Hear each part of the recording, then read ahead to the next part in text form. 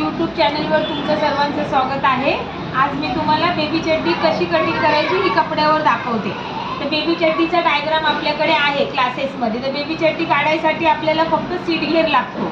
Baby चड्डी सीटमध्ये बसती म्हणून फक्त सीट घेर, आणि जसं लंगोट शिकवलेलं तर लंगोटच्यासाठी पण सीट घेर लागतं, तसं बेबी चड्डीसाठी पण सीट घेर लागतं। तर आता या बच्चूची चड्डी आहे, त्याचं सीट घेर आहे 20 सीट घेरच्या प्रमाणे आपल्याला बेबी चड्डी काढायची। तर आता काढताना आपल्याला असा सिंगल कपडा असेल तर डबल घ्यायचा। 20 सीट घेरचा चौथा भाग लावायचा। सीट घेरचा चौथा भाग होतो 20 सीट घेरचा चौथा भाग आहे, तर चौथा भाग होतो 5। तर 5 मध्ये आपल्याला मिळवायचे 2 इंच।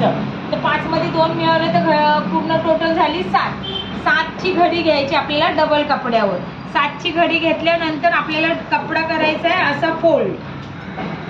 घडी कशी घेते ते बघा, घडी चुकली तर तुमचा डायग्राम चुकणार। अशी घडी घेऊन डबल व्यवस्थित आपण असा कपड्यावर हात फिरवायचा। असं घेतल्यानंतर कपड्याची घडी झाल्यानंतर आपल्याला टाचण्या लावून घ्यायचे। कटिंग करताना बिलकुल घाई करायची नाही। बंद जी ओपन साईड आहे तिकडे टाचण्या लावून घ्यायच्या।